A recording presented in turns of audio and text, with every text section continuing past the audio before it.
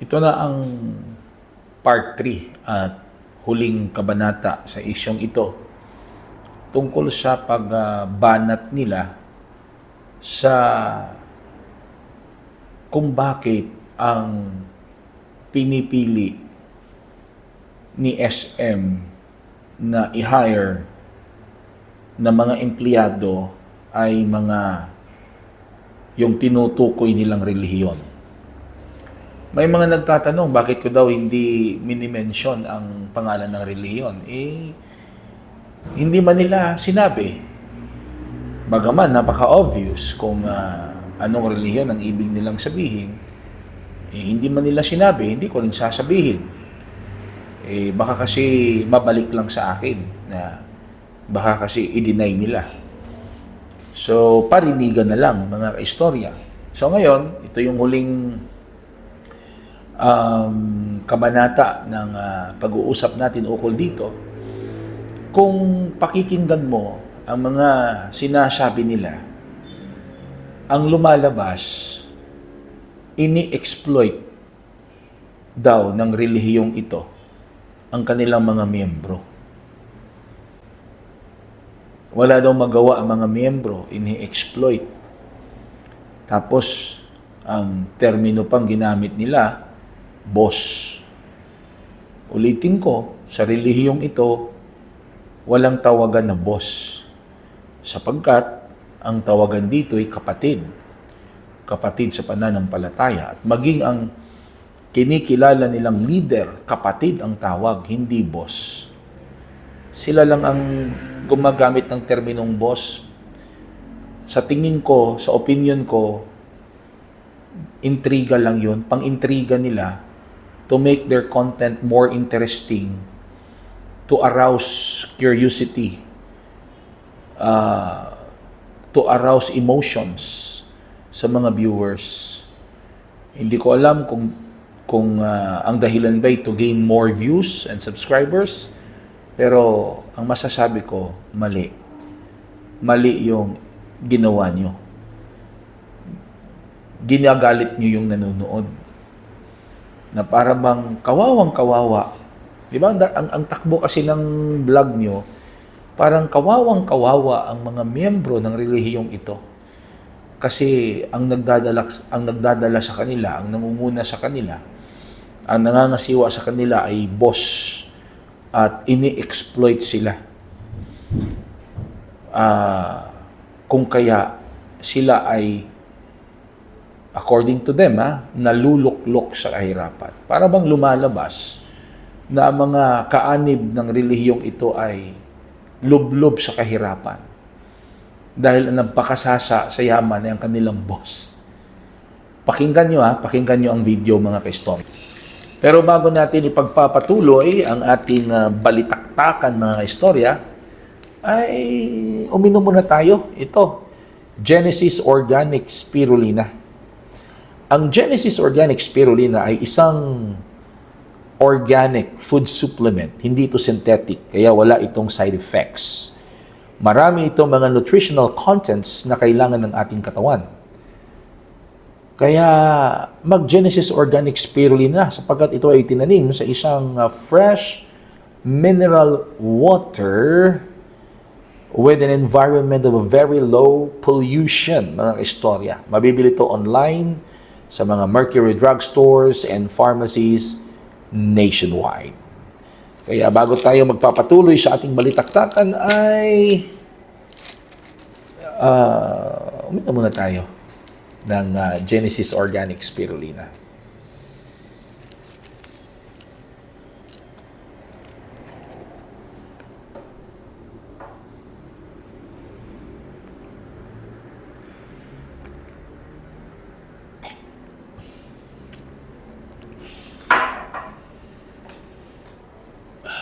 Genesis Organic Spirulina. Mabibili online at sa mga Mercury drugstores and pharmacies nationwide. Ang dekalidad na spirulina ng bayan. Panoorin natin yung video tungkol sa sinabi nila. Panoorin natin yung video tungkol sa sinabi nila na ini-exploit daw ng relihiyong ito ang kanilang mga kaanib, kaya't ang kanilang mga kaanib ay naluklok daw sa kahirapan. Tingnan natin. Sinasabi na yung boss mo ay para siyang Diyos, basically, or parang subo siya ng Diyos, mayaman siya, may leadership siya over you, so kailangan sundin mo siya. So talagang very exploited sila, hindi lang ng, sabihin natin, diba, kapitalistang sistema, hindi lang ng mga mall, hindi lang ng mga korporasyon na to, pero pati ng mga relihiyon nila. Dahil yung dogma ay ginagamit ng mga enterprises, ng mga corporations para i-justify at lalong iluklok sa kahirapan, no, at sa unequal situations yung mga manggagawa nila. Narinig ko na rin niya, although hindi ko ma-confirm na marami talaga, yung SM, notorious yan, talaga doon sa isang religious institution na kumukuha na, bawal talaga magunyan. Ang dahilan nila, siyempre sa other side naman tayo, ang dahilan ng ito sabihin, ay ano daw, dapat daw, parang isa lang ang pinaglilingkuran. Kami ang politikang ina mo! Ngayon, narinig nyo, ini-exploit, naluluklok sa kahirapan. Ito ay patotoo na ang mga vloggers na ito ay wala talagang alam sa relihiyong kanilang ginawa ng content. Anong naluluklok sa kahirapan? Kilala nyo ba ang mga miyembro ng relihiyong ito? Talaga bang ang mga miyembro nila ay hirap na hirap sa buhay? Sigurado kayo, naluluklok sa kahirapan ang mga miyembro ng kaanib ng relihiyong ito. Ito, pumunta kayo sa mga lokal, sa mga gusaling sambahan ng relihiyong ito tuwing pagsamba, para makita nyo ang iba't ibang uri ng mga sasakyan na nakaparada habang pagsamba. At doon yung sabihin kung naluklok ba sa kahirapan ang mga kaanib nila. Yes, totoo.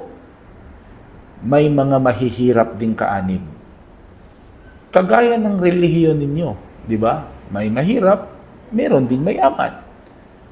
Kagaya din ng ibang mga relihiyon. Kasi wala sa relihiyon yun. Ang pagiging mahirap at pagiging mayaman, nasa tao yun. Kung magsisikap siya na yumaman siya, nasa tao yun. Huwag niyong i-project sa vlog niyo na para bang dahil sa relihiyong ito ay hinahirap sa buhay ang mga kaanib nila dahil ini-exploit ng leader nila. Actually, basang-basa ko yung galawan niyo eh. Oo, para bang alam na alam niyo the way you project your voice, the way you the way your diction is, na para bang alam na alam niyo kung ano ang pinag-uusapan niyo. You sound intelligent, but I think you are not. Sa topic na yan, no? Take note, sa topic lang na yan, no? But you sound intelligent and you sound na alam nyo. Pero kung talagang pakikinggan namin yung laman ng pinag-uusapan nyo, maling-mali. Maraming mali.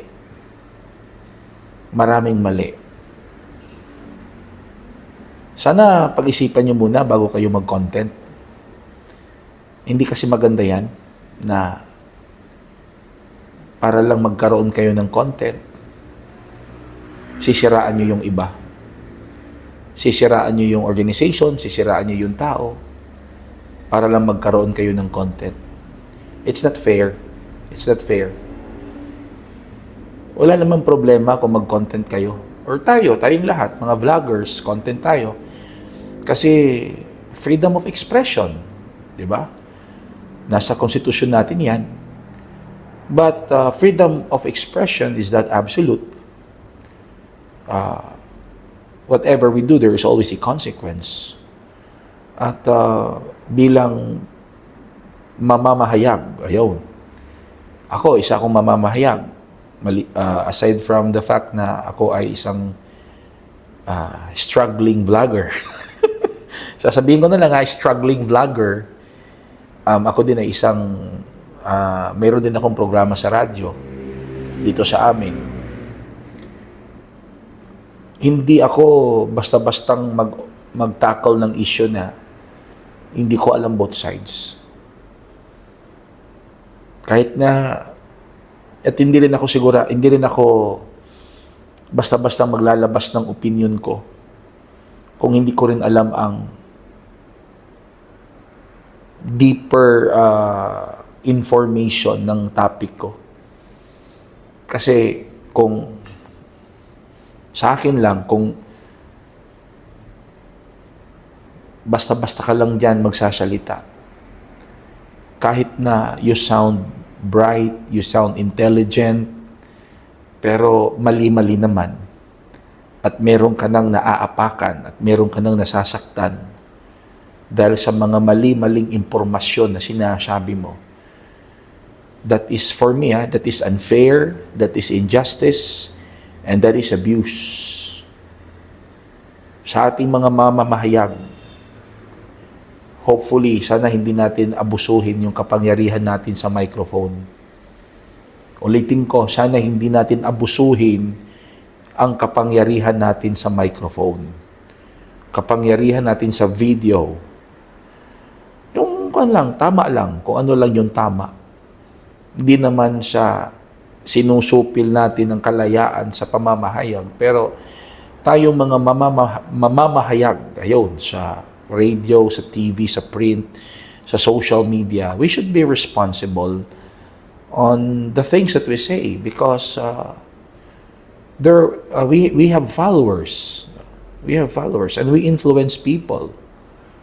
Malaki yung responsibility natin sa mga listeners natin, sa mga followers natin, sa mga readers natin. At sumang-ayon man kayo sa akin o hindi, makaka-apekto yan sa buhay nila, kung ano yung mga sinasabi natin. Kaya yung tatlong vloggers, makinig kayo ha, Politikang Ina Mo. Yun, di ba? Yun yung title ng channel nyo. Politikang Ina Mo. I think the hosts there are intelligent people. So don't waste it. Huwag kayong paggamit. Just be fair. Alam kong alam niyo ang ibig kong sabihin. Tama ba? Na maging fair lang tayo. Sabihin natin yung tama. Wag lang tayong magiging impulsive sa mga content natin. Basic rule in life, do not do unto others what you don't want others will do unto you.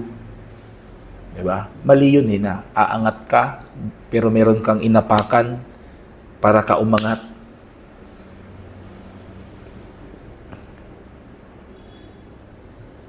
Naging sikat ka at the expense of others. Naging sikat ka, umasenso ka, pero behind may umiiyak, may nasasaktan. Mali yun. So ano masasabi niyo mga kaistorya? Please don't forget to write your comments below. At kung ikaw ay bago pa lang sa aking YouTube channel, please don't forget to subscribe. And kung ikaw ay nanonood sa aking Facebook account or TikTok account, please don't forget to follow mga kaistorya. And please help me grow my subscribers by sharing this to your friends.